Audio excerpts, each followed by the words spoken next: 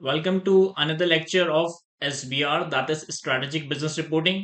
और आज की इस लेक्चर में हम SBR का मार्च एंड जून 2024 की अटेम्प्ट का क्वेश्चन नंबर 1 सॉल्व करेंगे।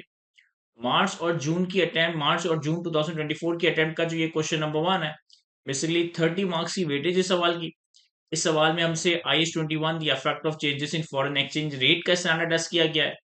इस सवाल में हमसे कंसोलिडेशन से पर्टेनिंग टेस्टिंग की गई है, IFRS 10 की टेस्टिंग की गई है। इस सवाल में हमसे कुछ हद तक IS-28 इन्वेस्टमेंट इन एसोसिएट और IFRS 9 फाइनेंशियल इंस्ट्रूमेंट की टेस्टिंग की गई है।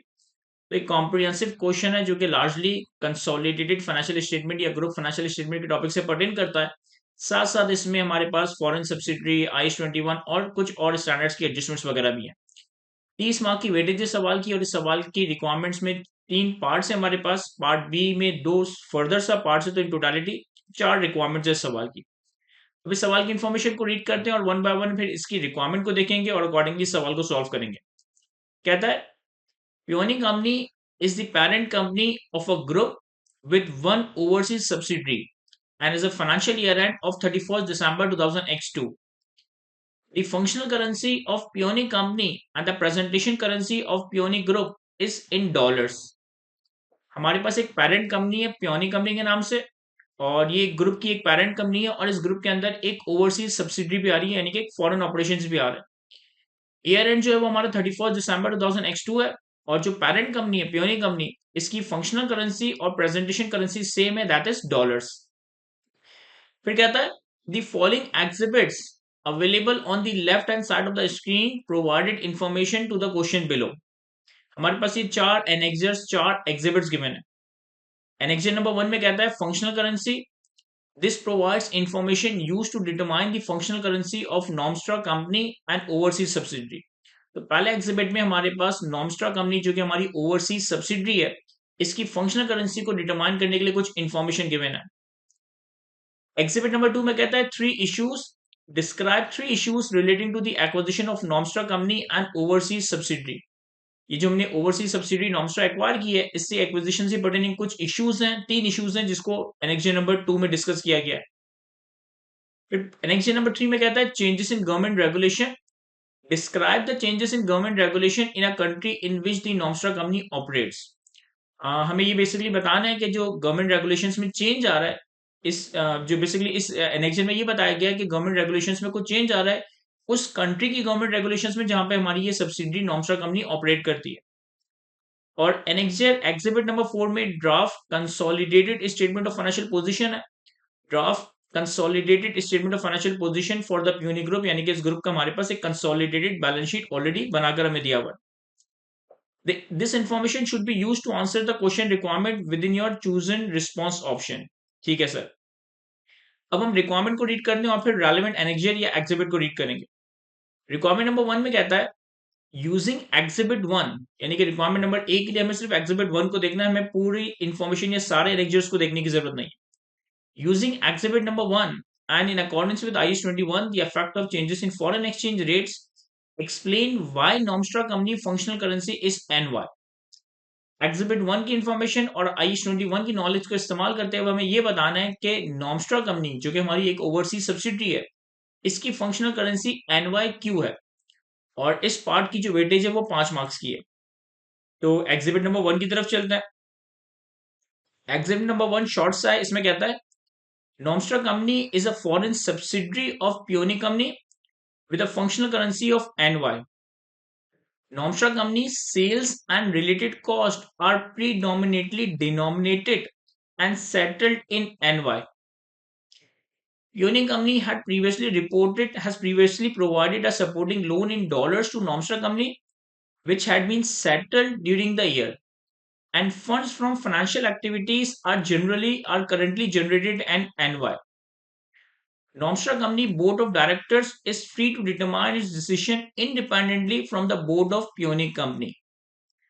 अच्छा जी, तो इस एनेक्सर में हमें क्या कह रहा है? इस एनेक्सर में हमें ये कह रहा है कि जो नॉस्ट्रा कंपनी है वो हमारी इस पियोनी कंपनी की सब्सिडरी है, एक फॉरेन सब्सिडरी है, और इसकी फंक्शनल करेंसी NY है। नॉस्ट्रा कंपनी की जो सेल्स और रिलेटेड कॉस्ट वगैरह है वो NY फॉरेन करेंसी में डिनोमिनेट होती है, सेटल होती है। पास्ट में पेरेंट कंपनी ने इस नॉमस्ट्रा कंपनी को डॉलर्स में लोन दिया था, लेकिन ये लोन सेटल हो चुका है ड्यूरिंग द ईयर। और जनरली जो है वो फाइनेंसिंग एक्टिविटीज के जो फंड्स हैं वो हम नॉमस्ट्रा में ही जनरेट करते हैं। इसके अलावा जो नॉमस्ट्रा के बोर्ड ऑफ डायरेक्टर्स हैं वो इंडिपेंडेंट है, वो फ्री है, वो अपने डिसीजंस इंडिपेंडेंट लेते हैं as compare from the board of directors of the पियोनी कंपनी। देखें, रीजनेबल सी हमारे पास यहाँ पे इंफॉर्मेशन और रीजनेबल से हमसे यहाँ पे चीजें टेस्ट की गई हैं। हम ये बात जानते हैं IS-21 की नॉलेज से। IS-21 में हमने क्या कवर किया था? IS-21 में हमने कवर किया था कि किसी भी कंपनी की जो फंक्शनल करेंसी है वो बेसिकली जिस भी इन्वायरमेंट में, जिस भी कंट्री में एक कंपनी ऑपरेट कर रही होती है, जिस भी इन्वायरमेंट में, जिस भी कंट्री के अंदर एक कंपनी ऑपरेट कर रही होती है, वहां की जो भी लोकल करेंसी है वो जनरली उस कंपनी की फंक्शनल करेंसी बन जाती है। फंक्शनल करेंसी बेसिकली वो करेंसी है जिसमें एक कंपनी के जो गुड्स एंड सर्विसेज हैं उनकी सेल्स प्राइस और उनकी कॉस्ट जनरली रिप्रेजेंट होती है। पहले तो मैंने क्या कहा कि फंक्शनल करेंसी किसी भी एरिया या किसी भी कंट्री की वो करेंसी है जहां पे एक कंपनी जिस प्राइमरी इकोनॉमिक एनवायरनमेंट में ऑपरेट कर रही है वहां की जो करेंसी है। सेकेंडली, कंपनी की जिन भी गुड्स एंड सर्विसेज में डील कर रही है तो जो उन गुड्स एंड सर्विसेज की प्राइसेस या जो भी रिलेटेड कॉस्ट वगैरह है जिस करेंसी के अंदर डिनोमिनेट हो रही है, प्रेजेंट हो रही है, वो हमारी फंक्शनल करेंसी होती है। और इसी तरीके से जो कंट्री जिसमें हमारी कंपनी ऑपरेट कर रही है वहां की कॉम्पिटेटिव फोर्सेस और जो रेगुलेशन है वो हमारी फंक्शनल करेंसी वगैरह डिटरमाइन करने में हेल्प करती है। ये एक फंक्शनल करेंसी की डेफिनेशन है जो हमने IS-21 में कवर की थी। फिर इसके अलावा IS-21 हमें कुछ फैक्टर्स, कुछ गाइडलाइंस भी प्रोवाइड करता है कि हम किसी कंपनी की फंक्शनल करेंसी कैसे डिटरमाइन कर सकते हैं। तो IS-21 ये कहता है कि जिस करेंसी में आप फाइनेंसिंग अरेंज करते हो, जिस करेंसी में आप फाइनेंसिंग अरेंज करते हो वो भी आपकी फंक्शनल करेंसी हो सकती है। अब यहाँ पे ये कह रहा है कि इस नॉमस्ट्रा कंपनी ने पेरेंट कंपनी से डॉलर्स में एक लोन लिया था, लेकिन ये लोन सेटल हो चुका है। और जनरली जो हम फाइनेंसिंग एक्टिविटीज के लिए फंड्स जनरेट करते हैं वो एनवाई में ही जनरेट करते हैं। तो ये भी एक सपोर्टिंग एविडेंस है कि जो हमारी फंक्शनल करेंसी है वो एनवाई है, डॉलर्स नहीं है। इसी तरीके से IS-21 हमें ये भी गाइड करता है कि पेरेंट कंपनी और सब्सिडरी कंपनी के दरमियान अगर एक इंडिपेंडेंसी है in terms of decision making, यानी कि पेरेंट कंपनी के बोर्ड ऑफ डायरेक्टर्स उनके डिसीजन लेते हैं, सब्सिडरी कंपनी के बोर्ड ऑफ डायरेक्टर्स उनके डिसीजन ले लेते हैं, और एक इंडिपेंडेंसी है, तो अकॉर्डिंगली फिर आप सब्सिडरी के हिसाब से जो है फंक्शनल करेंसी डिटरमाइन कर रहे होंगे। अब इस IS-21 की नॉलेज को इस्तेमाल करते हुए और इस एनेक्सिस में जो इन्फॉर्मेशन दी गई है इनको इस्तेमाल करते हुए हम बड़ी आसानी से कंक्लूड कर सकते हैं कि फंक्शनल करेंसी जो है वो इस नॉमस्ट्रा सब्सिडरी की वो एनवा है, वो डॉलर्स नहीं है। लेकिन हमें अपने आंसर को प्रॉपर्ली ड्राफ्ट करने के लिए IS-21 के रूल्स एंड प्रिंसिपल भी बताने हैं और साथ साथ जो यहाँ पर इंफॉर्मेशन दी गई है इसकी जस्टिफिकेशन भी प्रोवाइड करनी है। तो थोड़ा सा मैं ना इस सवाल के सोल्यूशन को ड्राफ्ट करने की कोशिश करता हूँ।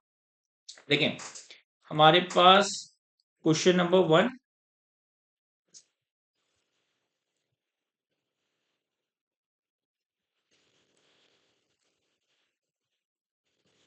और रिक्वायरमेंट नंबर A,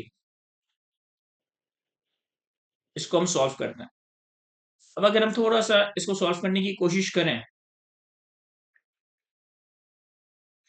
तो हम बेसिकली इसे किस तरह से ड्राफ्ट करेंगे? हम इसे इस तरह से ड्राफ्ट कर सकते हैं कि according to IS-21 the functional currency,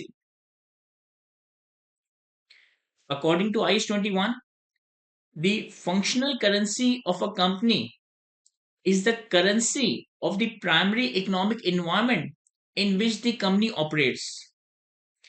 This is the currency which mainly influences the sales price and the related cost of the goods and services in which the company deals. And it is the currency of the country whose competitive forces and regulations mainly determines these prices. Full stop. In this given information, as the sales and the related cost of the Nomstra company are predominantly denominated and settled in NY, this can be a valid reason to conclude that the functional currency of Nomstra company is NY. हमने क्या लिखा है? According to IS-21, the functional currency of a company is a currency of the primary economic environment in which the company operates. This is the currency which mainly influences the sales price and the related cost of the goods and services in which the company deals. And it is the currency of a country whose competitive forces and the regulation mainly determine these prices. In the given information, as the sales and related cost of Nostra company are predominantly denominated and settled in NY, this can be a valid reason to conclude that the functional currency of Nomstra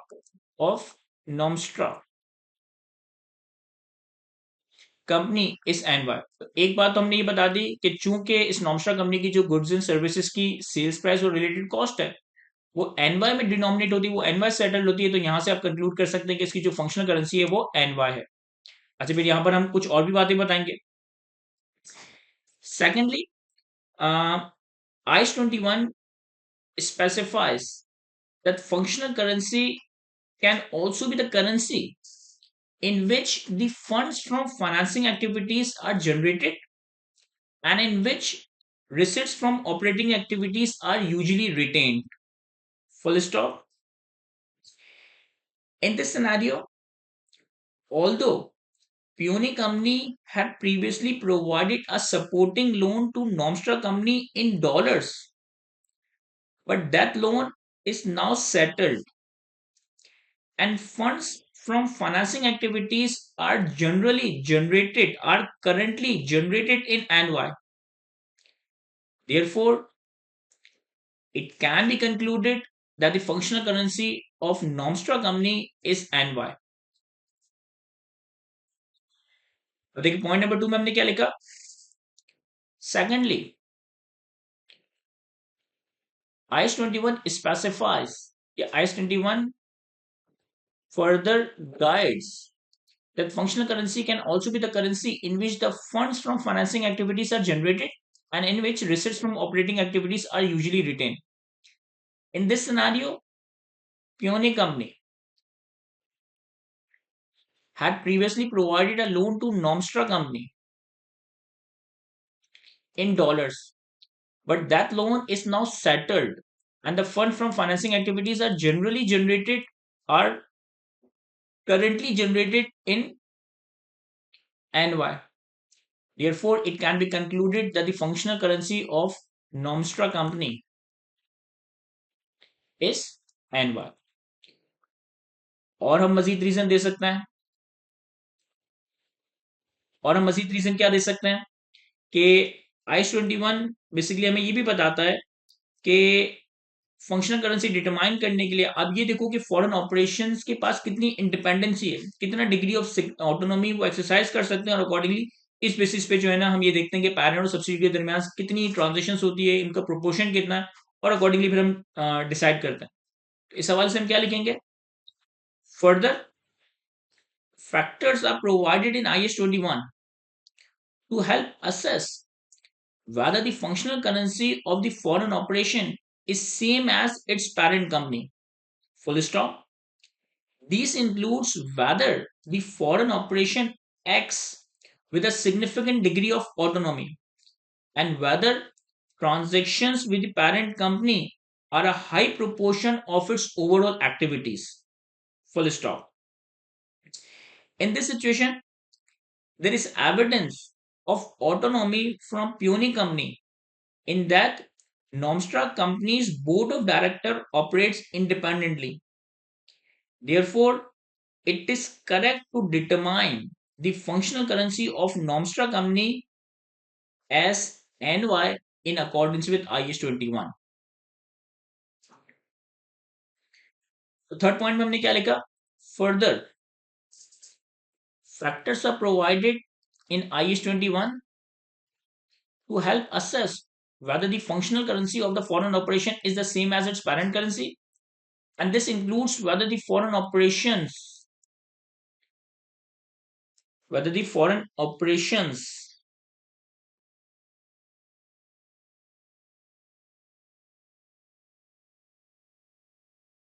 acts with a significant degree of autonomy and whether transition with the parent company are a high proportion of its overall activities. In this situation, there is evidence of autonomy from Peony Company in that Nostra Company's board of director operate independently. Therefore, it is correct to determine the functional currency of Nomstra company as NY in accordance with IAS 21. तो ये हमारा एक comprehensive solution हो जाएगा। जो सवाल की requirement number A थी इसके लिए कि हमने ये तो हमें बता के दिया हुआ था कि इसकी फंक्शनल करेंसी एनवाई है, हमें ये कंक्लूड करना था कि क्या ये सही डिटरमाइन हुआ है और किस बेसिस पे डिटरमाइन हुआ है। तो मैंने IAS 21 के रूल्स और गाइडेंस और फैक्टर्स की बेसिस पे कंक्लूड कर दिया कि नॉमस्ट्रा कंपनी की जो फंक्शनल करेंसी है वो एनवाई। इसके बाद सवाल की सेकंड रिक्वायरमेंट पे आता है। कहता है with regard to 3 issues outline in exhibit number 2, discuss with calculations how to correct the treatment of Nomstra company in the consolidated financial statement of Peony Group for the year ended 31st December 2002. 10 marks. Basically exhibit number 2 में हमें कुछ 3 issues बताए गए, हमें calculation के साथ ये discuss करना है कि इन इश्यूज को हम किस तरीके से कंसोलिडेटेड फाइनेंशियल स्टेटमेंट्स में करेक्ट कर सकते हैं। और इसी रिक्वायरमेंट का सेकंड पार्ट भी है कि adjust the pre populated spreadsheet response option to correct the draft consolidated statement of financial position of the Peony Group as at 31st December 2002. इसकी भी वेटेज 10 मार्क की है। अब देखें हमारे पास एग्जिबिट नंबर 4 में जो draft consolidated statement of financial position है वो आपके सामने स्क्रीन पे यहाँ पे मैंने ऑलरेडी प्रिपेयर कर दी है, मतलब एक्सेल में कॉपी पेस्ट कर दी है। एग्जिबिट नंबर 2 में क्या इश्यूज हैं इनको रीड करता है। एग्जिबिट नंबर 2 में कहता है on 1st January 2002 Peony Company acquired 75% of 1.5 million NY1 ordinary share of Nomstra Company.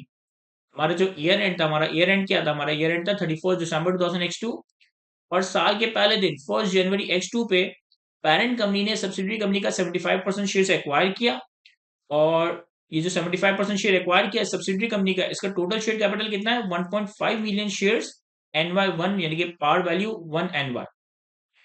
और ये जो 75% शेयर्स हमने एक्वायर किए ये 1.1 मिलियन डॉलर्स के एक्वायर किए।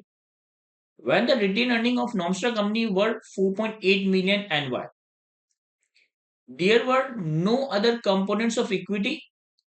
Peony company determined that the non-controlling interest in Nomstra had a fair value of 2.7 million NY at the acquisition date.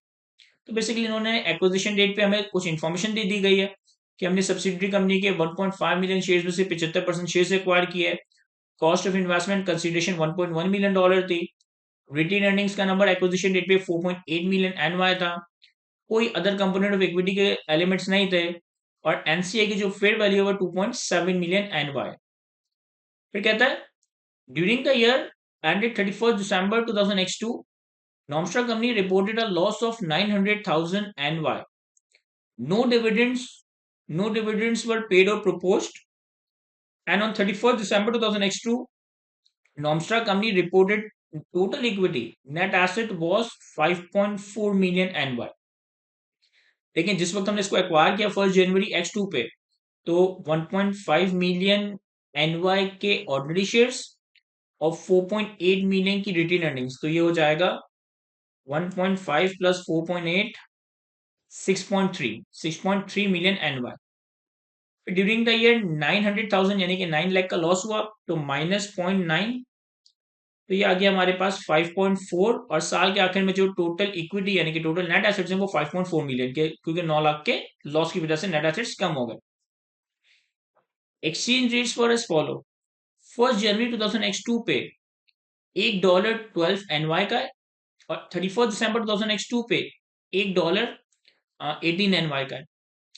Weighted average rate जो है हमारे पास 31 दिसंबर 2002 के लिए पूरे साल के लिए वो 15 NY पर डॉलर है। अब हमारे पास 3 इश्यूज हैं। पहले इश्यू में कहता है goodwill arising on the acquisition of Nomstra company was calculated incorrectly as $725,000. This is also the amount included in the draft consolidated statement of financial position. In arriving at this figure, the NCI at acquisition was translated and recognized using the exchange rate at 31st December 2002. And the calculation was as follow. कह रहे subsidy की acquisition पे जो हमने goodwill calculate की है वो incorrectly calculate की है एज अ $7,25,000। और ये जो $7,25,000 की गुडविल है यही हमारी इस कंसोलिडेटेड फाइनेंशियल स्टेटमेंट्स में हमें नजर भी आ रही है। कह रहे इसमें कैलकुलेशन में गलती ये की हमने कि हमने जो एनसीआई का एट एक्विजिशन का नंबर था ना दैट इज 2.7 मिलियन एनवाई, इसे हमने साल के आखिर में 31 दिसंबर 2000 के एक्सचेंज रेट पे ट्रांसलेट किया है और कुछ इस तरीके से कैलकुलेशन की है। देखिए $1.1 मिलियन की तो हमारी कंसिडरेशन या कॉस्ट ऑफ इन्वेस्टमेंट थी जो कि यहाँ पे हमें गिवन थी। एनसीआई की फेयर वैल्यू उन्होंने 2.7 मिलियन एनवाई ली और इसे साल के आखिर के एक्सचेंज रेट से ट्रांसलेट कर दिया।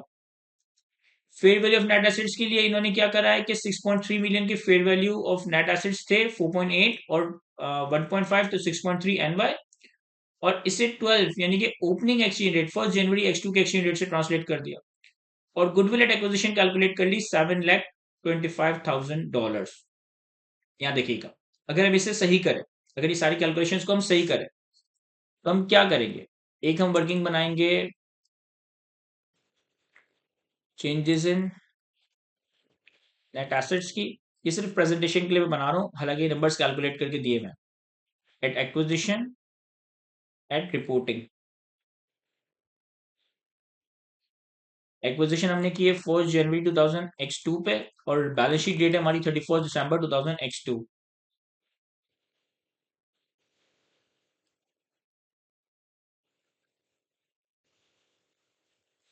हमारे पास शेयर कैपिटल और रिटेन अर्निंग्स से जो मैं नंबर्स यहां फिलहाल लिख रहा हूं वो एनवाई इन थाउजेंड्स, ठीक है। शेयर कैपिटल कितना है 1.5 मिलियन, ये हमें सवाल में यहां दिया हुआ था। तो 1.5 मिलियन का मतलब है कि rupees in NY in thousands लिखना है तो 1500 रिटेन अर्निंग एक्विजिशन पे 4.8 मिलियन थी तो 4800, और ड्यूरिंग द ईयर हमें 9 लाख का लॉस हुआ, 9 लाख एनवाई का, तो साल के आखिर में जो रिटेन अर्निंग्स हो जाएगी वो 4.8 माइनस 9 लाख।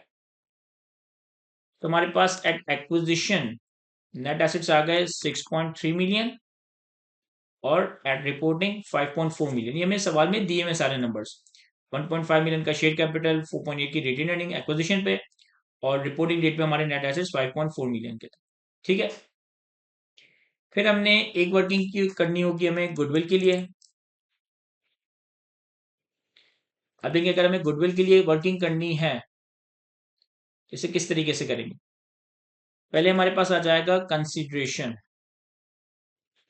कंसिडरेशन कितनी है, कंसिडरेशन हमारे पास डायरेक्टली डॉलर्स में अवेलेबल है, कंसिडरेशन हमारे पास डायरेक्टली डॉलर्स में अवेलेबल है। तो मैं इसी के बराबर में डॉलर्स इन थाउजेंड्स लिख देता हूं और यहाँ पे हमारे पास एनवाई पर डॉलर का एक्सचेंज रेट आ जाएगा। अब देखिए हमारी कंसिडरेशन कितनी थी 1.1 मिलियन डॉलर, तो इसे मैं डॉलर्स में लिख देता हूँ 1.1 मिलियन डॉलर्स, ठीक है। फिर हमारे पास fair value of NCI, NCI की फेयर वैल्यू कितनी थी 2.7 मिलियन एनवाई, 2.7 मिलियन एनवाई, तो ये आ जाएगा 2.7 मिलियन के लिए 2700। इससे हम लेस कर देंगे fair value of net assets at acquisition. तो fair value of net assets at acquisition कितना है हमारे पास 6.3 मिलियन एनवाई, 6.3 मिलियन एनवाई।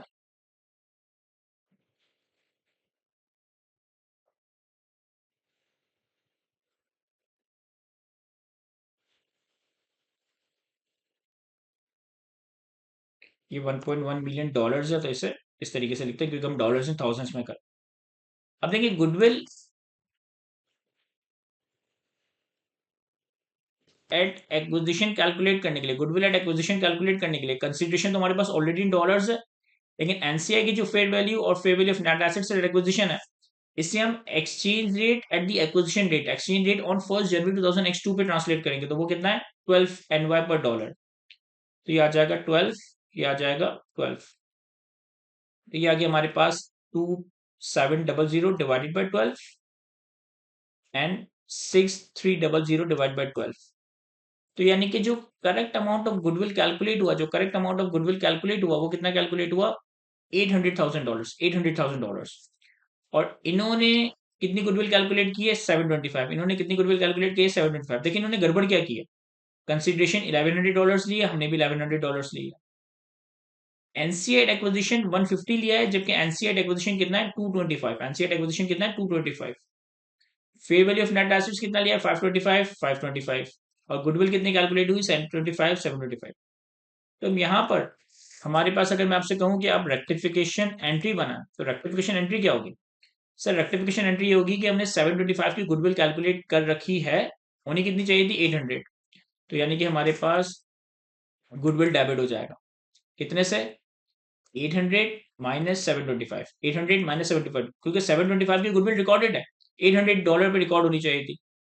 तो 800 माइनस 725, इन दोनों के डिफरेंशियल से हम गुडविल डेबिट कर देंगे। एनसीआई एट एक्विजिशन पे 150 का रिकॉर्ड हुआ, जबकि रिकॉर्ड कितना होना चाहिए था? 225। रिकॉर्ड कितना होना चाहिए था? 225। तो हमारे पास एनसीआई क्रेडिट हो जाएगा कितने से? Again 225 minus 150। 225 का एनसीआई एक्विजिशन होना चाहिए था, इन्होंने कितना लिया? $150। तो 225 माइनस 150, तो ये भी 75। ये हमने कैसे कैलकुलेट किया? 225 minus 150।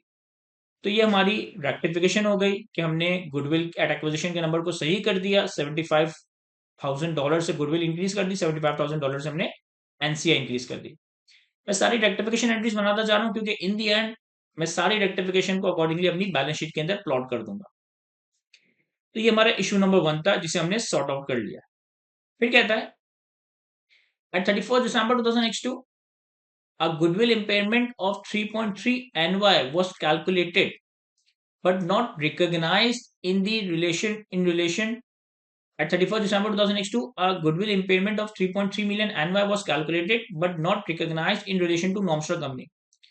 The group policy is to translate goodwill impairment at the average exchange rate, at the average exchange rate. अच्छा यहां देखें, हमारे पास अगर मैं 12 रख कर कंसिडरेशन को एनवाई में कैलकुलेट करूं, कंसिडरेशन को एनवाई में कैलकुलेट करूं, तो कंसिडरेशन इन एनवाई होगा 13,200 एनवाई, 13,200 एनवाई। मैंने क्या किया? 1.1 मिलियन डॉलर्स यानी कि $1,100 को एनवाई में ट्रांसलेट कर दिया। तो हमारे पास गुडविल एट एक्विजिशन एनवाई में कितनी कैलकुलेट हुई? 9600, 9600, 9.6 मिलियन। इन्होंने कहा है कि गुडविल पे इम्पेयरमेंट है 3.3 मिलियन की, तो इसका मतलब है कि हमें इम्पेयरमेंट लेना होगा, जो कि सवाल में नंबर गिवन है, that is 3.3 million.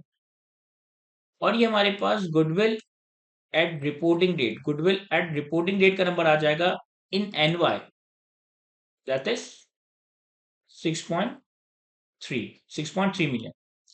9.6 million NY की गुडविल एट एक्विजिशन थी, 3.3 से ये इम्पेयर होगी, तो ये 6.3 की goodwill NY at reporting date आ जाएगी। इसे डॉलर्स में कन्वर्ट करने के लिए हम क्या करेंगे कि जो इम्पेयरमेंट है, इन्होंने कहा कि ग्रुप की पॉलिसी है कि गुडविल की इम्पेयरमेंट को एवरेज रेट पे ट्रांसलेट किया जाता है, और एवरेज रेट कितना था हमारे पास? 15। इसे मैं 15 से ट्रांसलेट करूंगा, और साल के आखिर में जो हमारे पास 6.3 मिलियन एनवाई की गुडविल है, इसे मैं साल के आखिर के एक्सचेंज रेट दैट इज 18 से ट्रांसलेट करूंगा। अगर हम इसे ट्रांसलेट करें तो 3.3 divided by 15 and 6.3 divided by 18, तो डॉलर्स टर्म में हमारे पास गुडविल का नंबर आफ्टर इम्पेयरमेंट रह जाएगा 350, $3.5 लाख।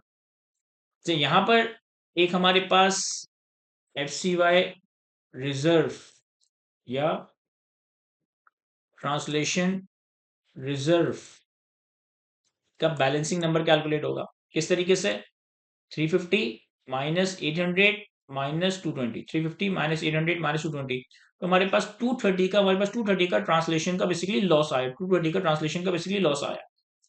तो हमें इम्पेयरमेंट भी रिकॉर्ड करनी है इन डॉलर्स, हमें ट्रांसलेशन रिजर्व भी रिकॉर्ड करना है इन डॉलर्स। इसकी एंट्री क्या होगी?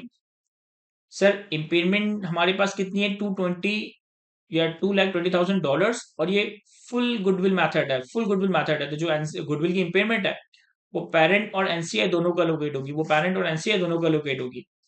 बैलेंस शीट में हमारे पास रिटेन अर्निंग्स भी आ रही है, और ट्रांसलेशन रिजर्व इन्होंने कोई कैलकुलेट किया हुआ है, और नॉन कंट्रोलिंग इंटरेस्ट भी आ रहा है। तो अगर हम गुडविल को सही करें, या फिलहाल हम सिर्फ इम्पेयरमेंट करते हैं क्योंकि इन्होंने शायद पॉइंट इशू नंबर 3 के अंदर ट्रांसलेशन के बारे में कहा है। तो अगर मैं इम्पेयरमेंट को रिकॉर्ड करूँ 220, इसकी एंट्री क्या बनेगी? हमारी ग्रुप रिटेन्ड अर्निंग्स डेबिट हो जाएंगी, एनसीआई डेबिट हो जाएगा, और गुडविल का नंबर क्रेडिट हो जाएगा। कितने से? गुडविल का नंबर क्रेडिट होगा $220 से, $220,000 से, और रिटेन अर्निंग इसी 220 का 75%, क्योंकि हमारे पास ये सब्सिडी की 75% शेयर होल्डिंग थी, और एनसीआई 220 मल्टीप्लाई बाय 75%। तो हमने 220 इंटू 75% किया और 220 इंटू 25% किया। मैंने सिंपली क्या करा? मैंने सिंपली ये करा है कि जो हमारे पास इम्पेयरमेंट का नंबर डॉलर्स में कैलकुलेट हुआ $220,000, इतने से गुडविल क्रेडिट कर दिया, 75% से ग्रुप रिटेन अर्निंग डेबिट की, और 25% से एनसीआई डेबिट कर दी। ठीक है, अब पॉइंट नंबर 3 पे आता है। कहता है Nomstra company asset and liabilities excluding goodwill were translated in dollars using the exchange rate at 31 दिसंबर 2002। गुडविल के अलावा नॉमस्ट्रा कंपनी की जो एसेट और लायबिलिटीज हैं, इसे हमने डॉलर में कन्वर्ट किया है साल के आखिर के एक्सचेंज रेट से, तो बिल्कुल सही किया है। The same exchange rate was used to translate Nomtra loss for the year ended 31st December 2002। और जो हमारा 900,000 एनवाई का 9 लाख एनवाई का लॉस था, इससे भी हमने साल के क्लोजिंग रेट से ट्रांसलेट कर दिया। जबकि profit and loss for the year के लिए हम एक्चुअल रेट या एवरेज रेट अप्रोक्सीमेशन के लिए इस्तेमाल करते हैं। The resulting total exchange loss of 175,000 has been included in the translation reserve in the draft consolidated estimate of financial position with no entry made to NCI reserve।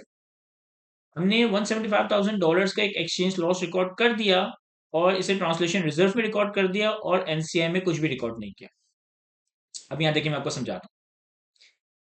हम translation reserve की एक working बनाते हैं,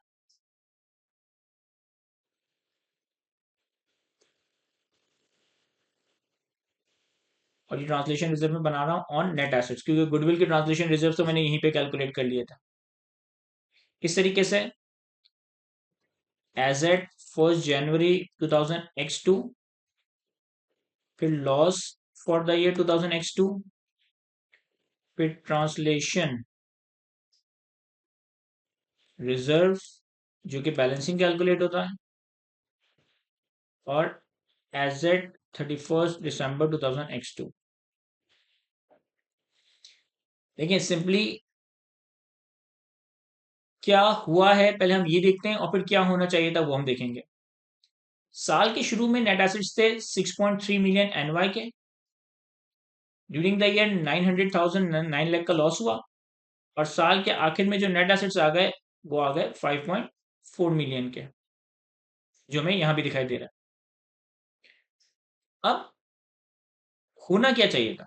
होना ये चाहिए था कि 1 जनवरी x2 के net assets opening exchange rate पे ट्रांसलेट होते 12, loss for the year average rate पे ट्रांसलेट होता दैट इज 15, और closing net assets closing rate पे ट्रांसलेट होते दैट इज 18। तो हमारे पास ये सारे नंबर्स डॉलर्स में आ जाएंगे, हमारे पास ये सारे नंबर्स डॉलर्स में आ जाएंगे, और हमारे पास ट्रांसलेशन रिजर्व बैलेंसिंग कैलकुलेट होगा 300 माइनस 525 माइनस 60, तो 165 का ट्रांसलेशन रिजर्व। ये एक्चुअल वर्किंग होनी चाहिए थी, ये एक्चुअल वर्किंग होनी चाहिए थी। इन्होंने क्या करा?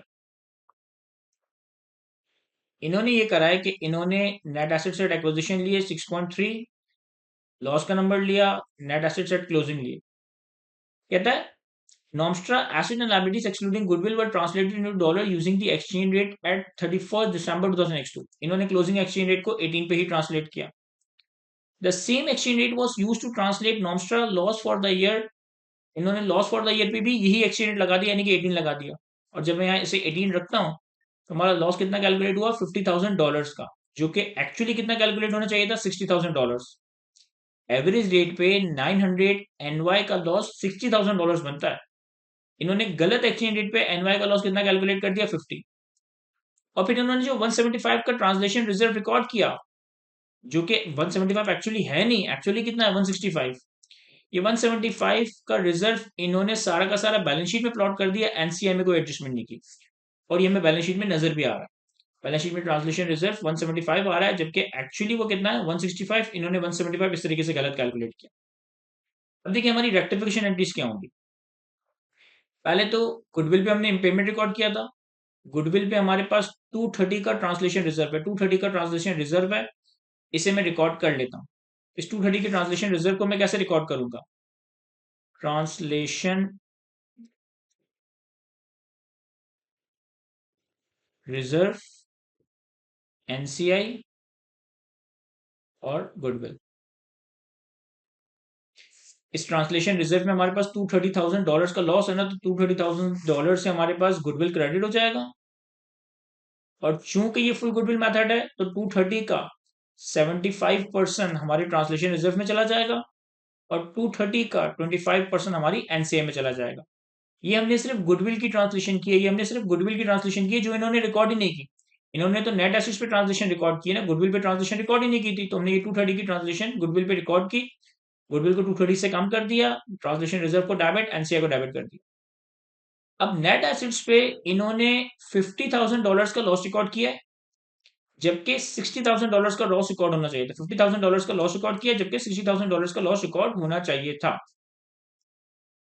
तो यहां पर क्या होगा कि क्लोजिंग नेट एसेट्स तो सही रिकॉर्ड हुआ है, 300 और 300।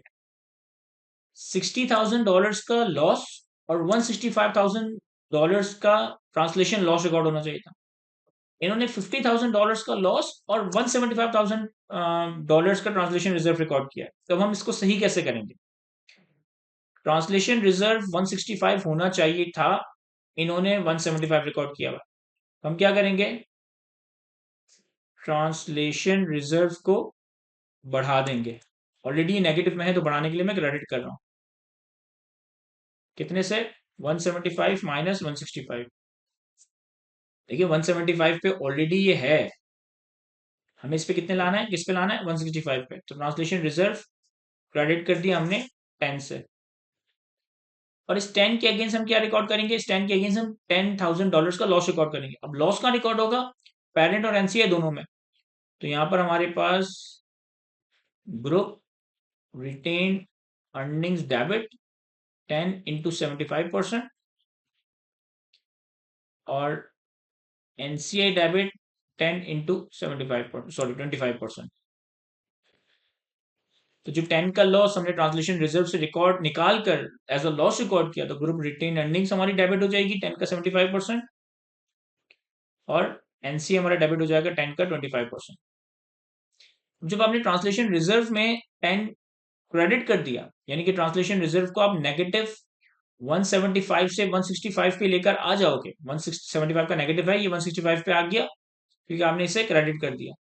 ठीक है, अब 165 का ट्रांसलेशन रिजर्व तो हो गया, लेकिन सारा का सारा ट्रांसलेशन रिजर्व पेरेंट का थोड़ी है।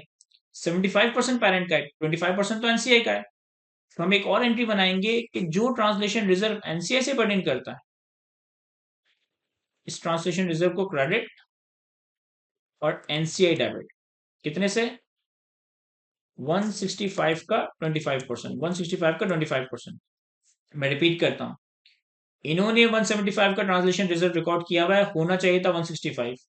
तो हमने 10 का लॉस ट्रांसलेशन रिजर्व से निकाल कर ग्रुप रिटेन अर्निंग्स और एनसीआई में डिस्ट्रीब्यूट कर दिया। अब 165 का जो ट्रांसलेशन रिजर्व है वो भी सारा का सारा पेरेंट का नहीं है, सिर्फ 75% पेरेंट का, 25% एनसीआई का है।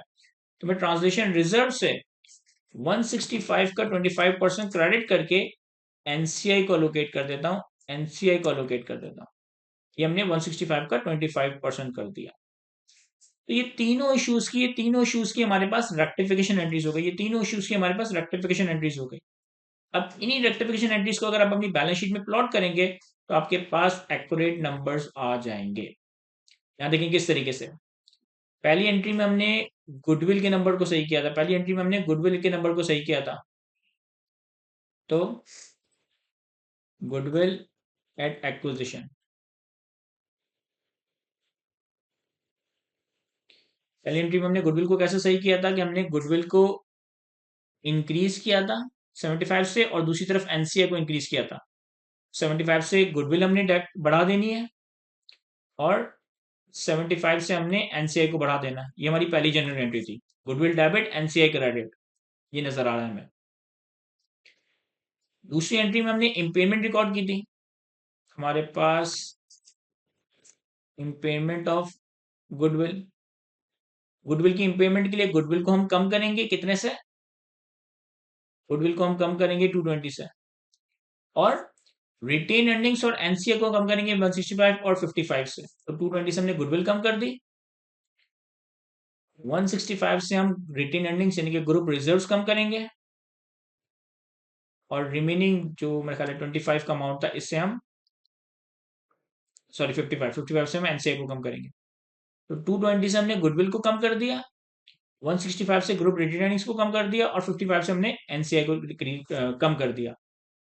फिर तीसरी एंट्री क्या थी, तीसरी एंट्री में हमने गुडविल पे ट्रांसलेशन लॉस रिकॉर्ड किया था। 230 से गुडविल कम की, 172.5 का ट्रांसलेशन रिजर्व रिकॉर्ड किया, लॉस 57.5 से एनसीआई डेबिट किया। तो हमारे पास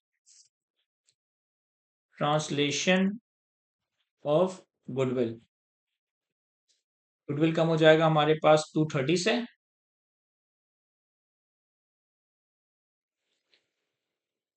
ट्रांसलेशन रिजर्व में 230 का 75% 172.5 रिकॉर्ड होगा, और एनसीआई में जो रिमेनिंग है वो डेबिट हो जाएगा 57.5। ये हमारी तीसरी जनरल एंट्री हो गई। फिर चौथी जनरल एंट्री क्या थी, चौथी जनरल एंट्री ये थी कि हमने 10 का लॉस, जो कि एक्चुअली लॉस है, ये हमने ट्रांसलेशन रिजर्व से निकाल कर ग्रुप रिटेन अर्निंग्स और एनसीआई में डिस्ट्रीब्यूट किया। तो मैं ट्रांसलेशन रिजर्व को 10 से बढ़ा देता, क्योंकि हमने इसे क्रेडिट किया था 10 से।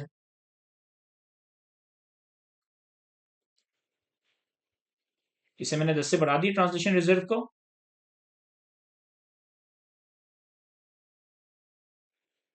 एडजस्टमेंट इन लॉस, और 10 से जो हमने ट्रांसलेशन रिजर्व को बढ़ाया, इसका इम्पैक्ट कहाँ जाएगा, कि 75% ग्रुप रिटेन अर्निंग्स कम हो जाएंगी, और 25% हमारे पास एनसीए डिक्रीज हो जाएगा।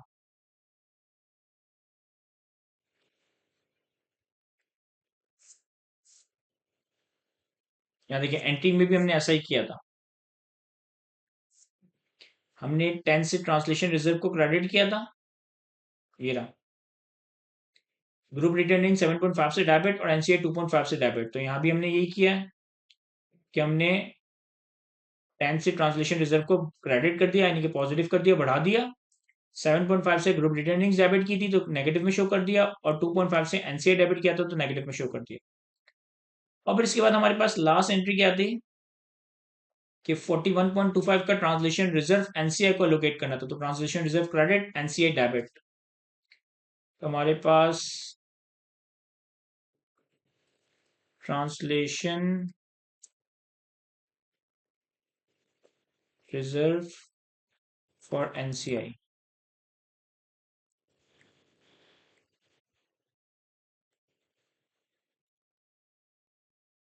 ट्रांसलेशन रिजर्व को हम बढ़ा देंगे, 41.25 का नंबर था आई गेस, और एनसीआई को कम कर देंगे, क्योंकि ट्रांसलेशन रिजर्व में लॉस बेसिकली एलोकेट हो रहा है। ये हमने सारी एंट्रीज यहाँ प्लॉट कर दी है। अब हम अपने पास एडजस्टेड अगर कैलकुलेट करें, तो हम इन सब का सम ले लेंगे सिंपली। ठीक है, हमारे पास प्रॉपर्टी प्लान एंड इक्विपमेंट,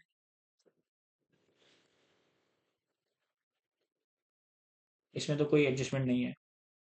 ये हमारे पास गुडविल का नंबर था $350, और हमारी वर्किंग में भी अगर हम देखें, गुडविल सब कुछ करने के बाद $350 ही बन रहा था। फिर हमारे पास करंट एसेट्स के नंबर आ जाएंगे। तो ये हमारी नॉन करंट एसेट्स का टोटल है, ये हमारे टोटल एसेट्स हैं। आपको यहाँ दिखाई नहीं दे रहा होगा, ये बेसिकली ये रहा, टोटल एसेट्स कितने आ गए, 22050। द शेयर कैपिटल के नंबर में कोई चेंज नहीं है, ग्रुप रिटेन अर्निंग्स में बहुत सारी एडजस्टमेंट्स थी जो मैंने प्लॉट कर दी। ट्रांसलेशन रिजर्व में एडजस्टमेंट्स थी वो मैंने प्लॉट कर दी। एनसीए में बहुत सारी एडजस्टमेंट्स थी वो हमने प्लॉट कर दी। तो ये हमारी पेरेंट की इक्विटी आ गई, ये हमारी पेरेंट की इक्विटी आ गई, और ये हमारी टोटल इक्विटी आ गई। फिर लायबिलिटीज में तो कोई एडजस्टमेंट थी नहीं, तो इसे तो एज इट इज लिख देंगे, non current liabilities and current liabilities. ये लायबिलिटीज का टोटल आ जाएगा, और ये हमारे पास टोटल इक्विटी एंड लायबिलिटीज आ जाएगी। Total equity plus liability 22050। तो टोटल नेट एसेट्स आ रहे हैं, अगर हम इसे फॉर द टाइम बीइंग थोड़ा कंसाइज करें, तो टोटल नेट एसेट्स आ रहे हैं 22050, और टोटल इक्विटी और लायबिलिटी पे आ रहा है 22050। क्योंकि मैंने सारी डबल एंट्री को प्रॉपर्ली प्लॉट किया है, डेबिट क्रेडिट इम्पैक्ट दोनों लिया है, तो ऑब्वियसली इसे रिकंसाइल तो करना ही था।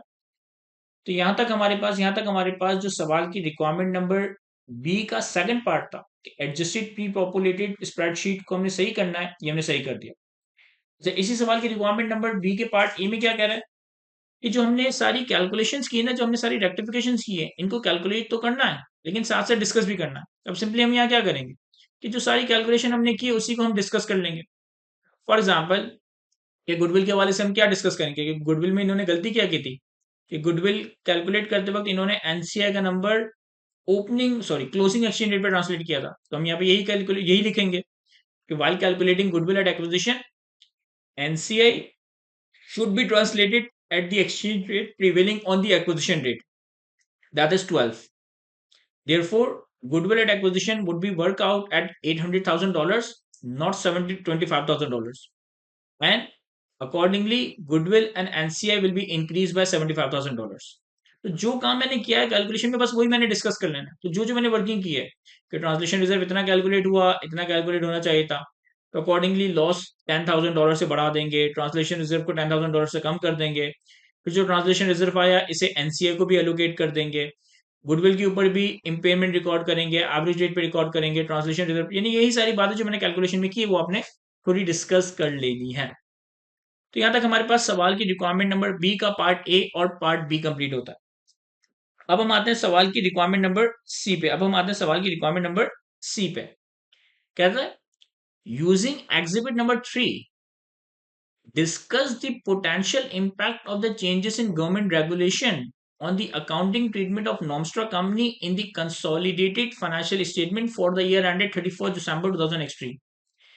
एग्जिबिट 3 की इंफॉर्मेशन को देखते हुए आपने ये बताना है कि गवर्नमेंट रेगुलेशंस के चेंजेस का क्या पोटेंशियल इंपैक्ट होगा नॉमस्ट्रा कंपनी की अकाउंटिंग में इन दी कंसोलिडेटेड फाइनेंशियल स्टेटमेंट। यानी कि एग्जिबिट 3 में इन्होंने कहा था कि गवर्नमेंट की कुछ रेगुलेशंस की चेंजेस बताई गई है। तो रिक्वायरमेंट नंबर सी में हमें ये बताना है कि गवर्नमेंट रेगुलेशंस की चेंजेस का क्या इंपैक्ट होगा नॉमस्ट्रा कंपनी के हवाले से कंसोलिडेटेड फाइनेंशियल स्टेटमेंट के ऊपर। तो एग्जिबिट नंबर 3 रीड करता है। एग्जिबिट नंबर 3 में कहता है, अच्छा एग्जिबिट नंबर 4 में ये बैलेंस शीट दी हुई है जो मैंने ऑलरेडी यहाँ एक्सेल में बनाकर रखी थी। एग्जिबिट नंबर 3 में कहता है near the beginning of the following year the year and 31st December 2003, यानी कि अगले साल के शुरू में changes were made to the government regulation in the country in which Nomstra company is located. This has significantly impacted Nomstra company operation and caused a fall in the value of NY। कह रहा है हम 2000x2 पर हैं, अगले साल 2003 के start में क्या हुआ कि जिस कंट्री में नॉमस्ट्रा ऑपरेट करती है ना, वहां की गवर्नमेंट रेगुलेशंस में कुछ चेंज आया, और इस चेंज की वजह से नॉमस्ट्रा कंपनी के ऑपरेशंस पे एक इम्पैक्ट आया, और नॉमस्ट्रा कंपनी की जो एनवाई की जो करेंसी उसकी वैल्यू में कमी आ गई। The directors are aware that due to change in government regulation, Nomstra company is no longer permitted to transfer funds to Peony company। Government regulation change होने की वजह से हम नॉमस्ट्रा से फंड्स यानी कि डिविडेंड्स वगैरह अब पियोनी को ट्रांसफर नहीं कर पाएंगे। Moreover, government restriction have been enacted which limits the extent to which Peony company can exercise right or governance over Nomstra company। अब ये बहुत खतरनाक बात है। देखो क्या क्या है, कह रहा है जिस जगह पे नॉमस्ट्रा ऑपरेट करती है ना, वहां की गवर्नमेंट्स ने कुछ रेगुलेशंस में चेंज किए जिसकी वजह से एनवाई की वैल्यू में कमी आ गई। अब एनवाई की वैल्यू में कमी आ गई, ये सब्सिक्वेंट ईयर्स में अकाउंट फॉर होगा क्योंकि ये एक नॉन एडजस्टिंग इवेंट है। डायरेक्टर्स ये कह रहे हैं कि गवर्नमेंट रेगुलेशंस की चेंज की वजह से अब हम नॉमस्ट्रा से पियोनी में फंड ट्रांसफर नहीं कर पाएंगे, और गवर्नमेंट रेगुलेशंस के चेंज होने की वजह से जो हमारी नॉमस्ट्रा के ऊपर पावर्स है ना, राइट्स है ना, गवर्नेंस का राइट है ना, इसके अंदर भी कुछ लिमिटेशंस आ सकती है। यहाँ पे हमने ठीक ठाक डिस्कशन करनी होगी। देखें, हम ये बात जानते हैं कि IFRS 3, IFRS 10 के हिसाब से जब एक इन्वेस्टिंग कंपनी पे हमारा कंट्रोल होता है तो वो हमारी सब्सिडी है, उसे हम कंसोलिडेट करते हैं। IS 28 के हिसाब से जब इन्वेस्टिंग कंपनी के ऊपर हमारा सिग्निफिकेंट इन्फ्लुएंस होता है तो ये हमारी एसोसिएट है, इसके ऊपर हम इक्विटी अकाउंटिंग अप्लाई करते हैं। और जब हमारे पास कंट्रोल भी ना हो, सिग्निफिकेंट इन्फ्लुएंस भी ना हो, तो फिर ये नॉर्मल इन्वेस्टमेंट है जिसे हम IFRS 9 के हिसाब से अकाउंट फॉर करते हैं। ये बात हम जानते हैं। कंट्रोल तो सब्सिडी, सिग्निफिकेंट इन्फ्लुएंस तो एसोसिएट, और दोनों ही नहीं है तो फिर नॉर्मल इन्वेस्टमेंट IFRS 9। ठीक हो गया। अब अगर गवर्नमेंट रेगुलेशंस ने फंड्स के ट्रांसफर पे पाबंदी लगा दी तो इससे कंट्रोल का कोई ताल्लुक नहीं है। कंट्रोल तो बेसिकली होता है कि आप इन्वेस्टिंग कंपनी के डिसीजंस को किस तरह से अफेक्ट करते हो और उससे अपने एक्सपोजर को, अपने राइट को, अपने रिटर्न को इंक्रीज डिक्रीज कर देते हो। तो अगर फंड्स पे ट्रांसफर पे रिस्ट्रिक्शन लगा है तो इससे कंट्रोल का तो कोई मसला नहीं है। हाँ, गवर्नमेंट की रेगुलेशंस ने अगर हमारा राइट एक्सरसाइज या हमारी गवर्नेंस को लिमिट कर दिया है तो अब हमें ये देखना है कि अगर हमारा कंट्रोल ही लूज हो गया है तो फिर ये हमारी सब्सिडी नहीं रहेगी। हमें ये देखना है कि ये सिग्निफिकेंट इन्फ्लुएंस बरकरार रहा या नहीं रहा। अगर गवर्नमेंट ने इतना ज्यादा रेगुलेशंस में चेंज कर दिया कि हमारा कंट्रोल लूज हो गया और सिग्निफिकेंट इन्फ्लुएंस रह गया, तो हम सब्सिडी को डीरिकॉग्नाइज करके एसोसिएट को रिकॉर्ड कर लेंगे। अगर गवर्नमेंट की रेगुलेशन इतनी स्ट्रिक्ट है कि हमारा सिग्निफिकेंट इन्फ्लुएंस भी नहीं है, तो फिर हम इसे as a normal investment account for करेंगे, फिर हम इसे इन्वेस्टमेंट इन एसोसिएट की इक्विटी अकाउंटिंग भी अप्लाई नहीं कर रहे हैं। यहाँ देखिए, मैं थोड़ा बहुत इसे ड्राफ्ट करने की कोशिश करता हूँ। हमारे पास क्वेश्चन नंबर 1 की ही अब हम रिक्वायरमेंट नंबर C देख रहे हैं।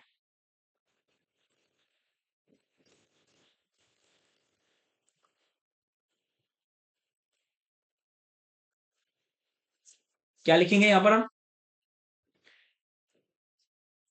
According to IFRS 10, that is consolidated financial statements, comma, a subsidiary is an investment under the control of the investor, full stop. Control arises when the investor is exposed, comma, or has rights, comma, to variable return from its involvement with the investing company and can affect those return through its power over the investee, full stop. तो पहले तो मैंने थोड़ा define किया कि according to IFRS 10 के हिसाब से, दैट इज जिसका नाम है कंसोलिडेटेड फाइनेंशियल स्टेटमेंट, सब्सिडी एक ऐसी इन्वेस्टमेंट है जिसके ऊपर इन्वेस्टर का कंट्रोल होता है। और फिर हमने ये बता दिया कि कंट्रोल क्या होता है। Control arises when the investor is expose to or has rights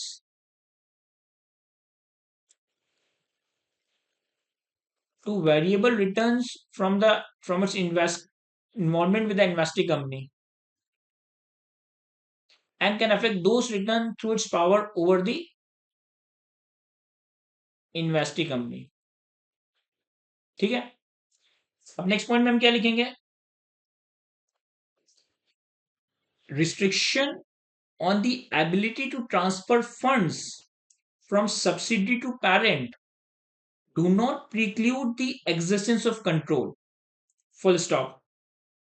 However, the government restriction which limit the extent to which peony company can exercise rights or governance over Nomstra company suggest that power, comma, hence control may have been lost.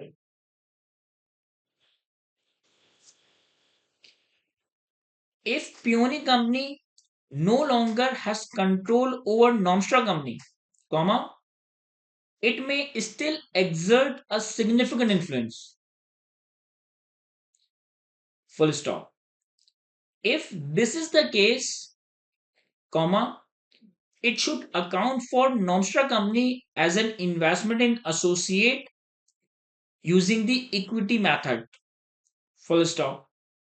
The goodwill, comma, net assets and non-controlling interest of the subsidiary would need to be derecognized at the date control was lost, comma, giving rise to a gain or loss on disposal in the consolidated statement of profit and loss.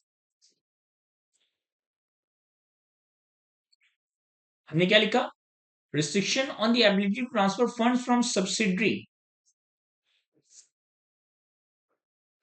to parent do not preclude the existence of control. इन्होंने हमें कहा था कि government के regulation की वजह से हम फंड ट्रांसफर नहीं कर सकेंगे, तो फंड ट्रांसफर करने के ऊपर अगर रिस्ट्रिक्शन आती भी तो कंट्रोल लॉस नहीं हुआ. However, government restriction which limit the extent to which peony company can exercise rights of governance over Nomstra company suggests that power hence control may have been lost. लेकिन अगर government की restriction बढ़ गई और हमारा control ही loss हो गया तो क्या होगा? If peony company no longer has control over Nomstra, it may still exert a significant influence. तो वो significant influence हो सकता है. If this is the case, यानी कि अगर हमारा significant influence है, it should be account for Nomstra company as investment in associate using the equity method. The goodwill, the net assets, and the non-controlling interest of the subsidiary would need to be derecognized at the date the control was lost, giving rise to gain or loss on disposal in the consolidated profit and loss. तो हम ये भी बताएंगे कि अगर government की regulation की वजह से हमारा सिग्निफिकेंट इन्फ्लुएंस ही नहीं है तो फिर हम इसे as a normal investment IFRS 9 में अकाउंट फॉर करेंगे. क्या लिखेंगे हम इस हवाले से?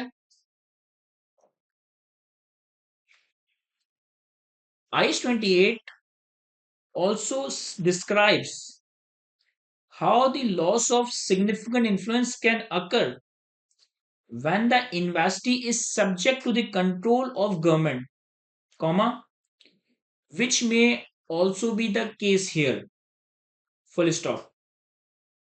Peony company may not be able to account for Nomstra company as an associate if it no longer holds significant influence over Nomstra company and no longer has the power to participate in Nomstra company's financial and operating policy decisions.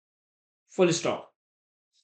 If this is the case, the investment will meet the definition of a financial asset in accordance with IFRS 9 financial instrument and will be remeasured to fair value at each reporting date.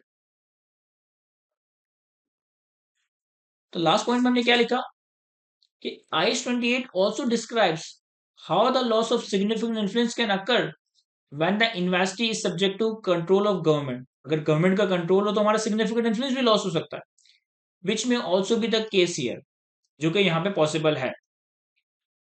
Peony company may not be able to account for Nomstra company as an associate if it no longer holds significant influence over Nomstra company and no longer has the power to participate in Nomstra companies, apostrophe s, financial and operating decisions. अगर तो ऐसा है, if this is the case, the investment will meet the definition of financial asset in accordance with IFRS 9 financial instrument and will be remeasured to fair value at each reporting date. तो फिर हम इसे normally IFRS 9 के तहत fair value through P&L या fair value through OCI के तहत account for कर रहे होंगे. तो यहां तक फाइनली हमारा सवाल कंप्लीट हुआ जाता है. 30 मार्क्स की वेटेज थी इस सवाल की. इस सवाल की रिक्वायरमेंट्स में हमारे पास 3 यानी कि इन टोटल 4 रिक्वायरमेंट्स थी. पहली और थर्ड रिक्वायरमेंट में हमें तो हमें प्योर डिस्कशन ही करनी थी. सेकंड रिक्वायरमेंट के पार्ट बी में हमें प्री पॉपुलेटेड बैलेंस शीट को करेक्ट करना था और जो जो करेक्शंस हमने किए उसके हवाले से डिस्कशन और कैलकुलेशन प्रोवाइड करनी थी. तो यहां तक फाइनली हमारे सवाल कंप्लीट हुआ जाता है. आई होप कि मैं सारी चीजें आपको अच्छे से एक्सप्लेन कर सका हूं. आज की अपनी इस गुफ्तगू को हम यही तक रखते हैं. Thank you.